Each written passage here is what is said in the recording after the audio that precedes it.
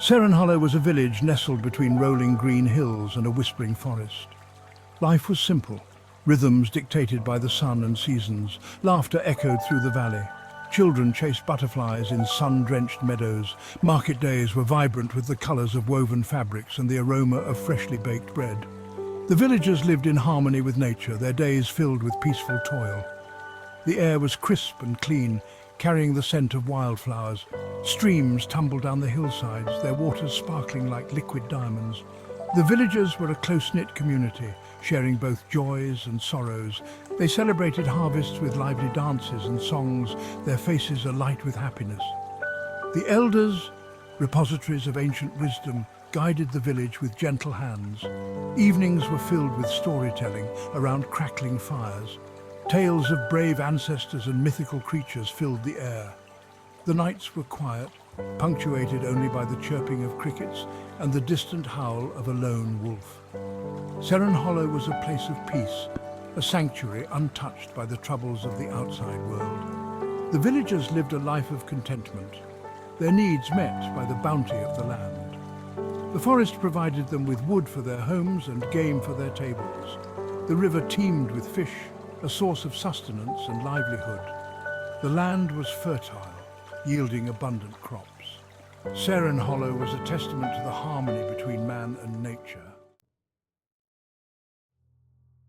One fateful market day, a shadow fell upon Hollow.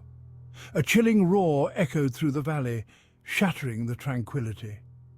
A monstrous tiger, its stripes like flames against the emerald green, emerged from the depths of the forest. Fear gripped the hearts of the villagers as they scattered in terror. The market stalls were overturned, their vibrant colours now stained with fear. The tiger, a beast of immense size and ferocity, stalked through the village, its eyes burning with predatory hunger. Its roars sent shivers down the spines of the villagers. The once peaceful marketplace became a scene of chaos and despair. The air was thick with the scent of fear and the metallic tang of blood. The tiger's claws ripped through flesh, leaving a trail of death and destruction in its wake. Screams pierced the air as villagers fell victim to the beast's fury. The once vibrant market day was transformed into a nightmare. The ground was stained crimson, a stark contrast to the vibrant colours that had once adorned it.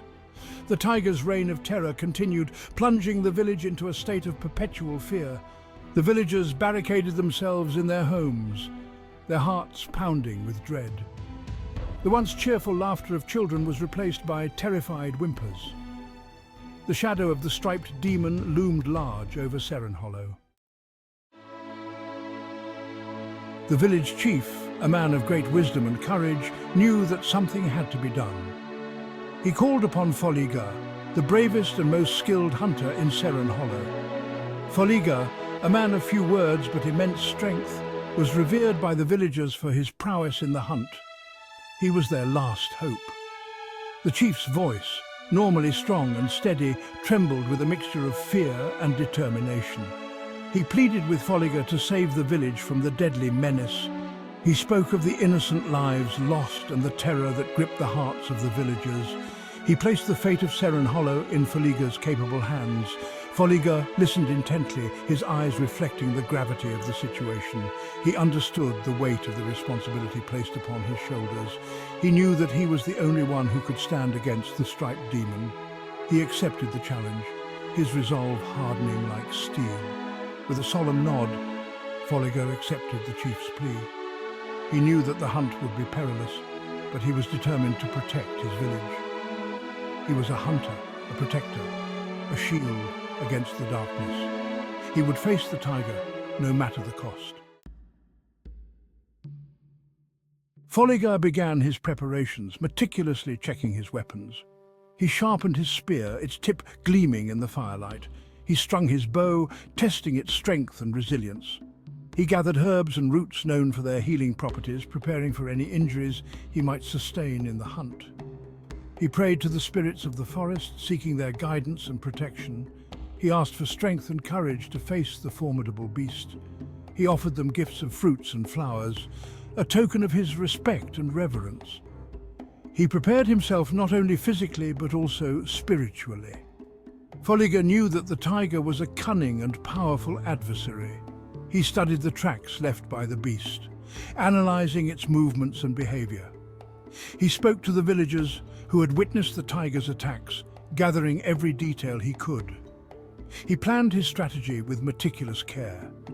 He chose his hunting ground carefully, selecting a clearing in the forest where he could have a clear view of the surroundings.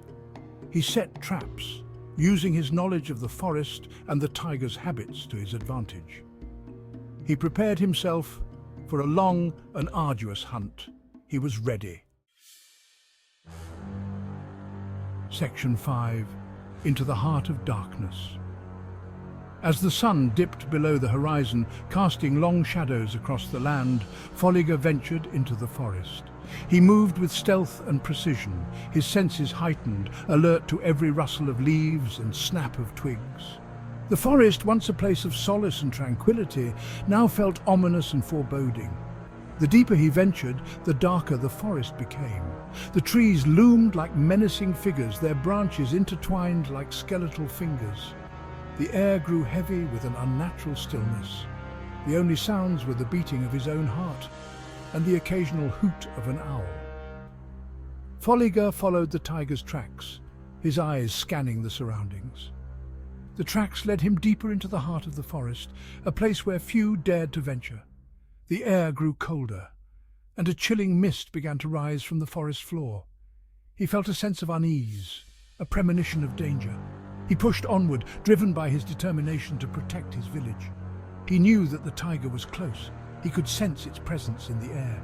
He gripped his spear tighter, his knuckles turning white. He was ready to face the beast, to engage in a dance of death. Section 6. The Dance of Death. The tiger appeared suddenly, its eyes burning like embers in the darkness. It let out a deafening roar, its body tensed, ready to spring. Follyga stood his ground, his heart pounding in his chest. The hunt had begun. The tiger lunged, its claws extended, aiming for Follyga's throat. Follyga dodged the attack, rolling to the side just as the tiger's claws grazed his arm. He jumped to his feet, his spear raised, ready to strike. The dance of death had begun. The battle raged, a clash of brute force and cunning strategy. Follyga used his knowledge of the forest to his advantage, dodging the tiger's attacks and using the trees as cover. He thrust his spear, aiming for the tiger's heart. The tiger roared in pain, its fury intensified. Finally, after a grueling battle, Follyga found an opening. He plunged his spear deep into the tiger's chest, the beast letting out a final, agonizing roar before collapsing to the ground. The forest fell silent, the only sound the heavy breathing of the victorious hunter. Section 7. A momentary respite. Follyga returned to the village, the slain tiger draped across his shoulders. The villagers erupted in cheers, their fear replaced by joy and relief. They hailed Follyga as a hero, their savior. The village celebrated, their songs and dances echoing through the valley once more. Follyga, despite the accolades, felt a lingering unease. He knew that the tiger was not the only threat lurking in the forest. He sensed a deeper, more sinister presence, a darkness that had been awakened. He knew that his task was not yet complete.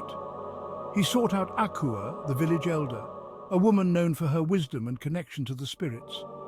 He shared his concerns with her, his voice filled with a sense of foreboding. He told her of the unnatural stillness in the forest, the chilling mist, and the feeling of being watched. Akua listened intently, her eyes reflecting the gravity of Follyga's words. She confirmed his fears, telling him of an ancient prophecy, a prophecy that spoke of a mystical spring, a source of balance and protection for the village. She told him that he must find the spring, that it was the only way to protect Seren Hollow from the looming darkness. Section 8. Whispers of a Greater Threat. Follyga, guided by Akua's wisdom, prepared for a new quest. He knew that the journey would be perilous, but he was determined to protect his village no matter the cost. He gathered provisions, his heart heavy with a sense of foreboding. He knew that he was venturing into the unknown. As he ventured deeper into the forest, he began to hear whispers, faint and ethereal, carried on the wind. The whispers spoke of a great evil, a force of darkness that threatened to consume the land. They spoke of a creature of immense power, a being of pure malevolence. The forest grew darker, the trees twisting into grotesque shapes. The air grew thick with a suffocating presence. Follyga felt a chilling dread creep into his heart. He knew that he was entering a realm of shadows, a place where the veil between worlds was thin. The whispers grew louder, more insistent, swirling around him like a vortex of darkness. They spoke of the creature's hunger, its insatiable desire for destruction. They spoke of its imminent arrival, its coming reign of terror. Follyga pressed onward, his resolve hardening against the growing fear. Section 9. The Elder's Wisdom. Akua had provided Follyga with a map, a crude drawing etched on a piece of bark. The map depicted the path to the mystical spring, a path fraught with danger. She had warned him of the trials he would face, the guardians that protected the spring. She had given him a small pouch filled with herbs and roots, remedies for various ailments and protections against dark magic. She had taught him ancient chants, invocations to the spirits of the forest, seeking their guidance and protection. She had prepared him as best she could. Akua had stressed the importance of his quest, the fate of Seren Hollow resting on his shoulders. She had told him that the spring was the only hope for the village, the only thing that could restore balance and protect them from the encroaching darkness. She had placed her trust in him.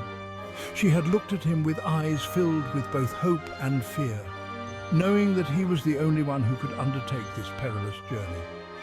She had bid him farewell, her voice trembling with emotion. She had entrusted him with the future of Seren Hollow. Section 10. The Unseen Terror.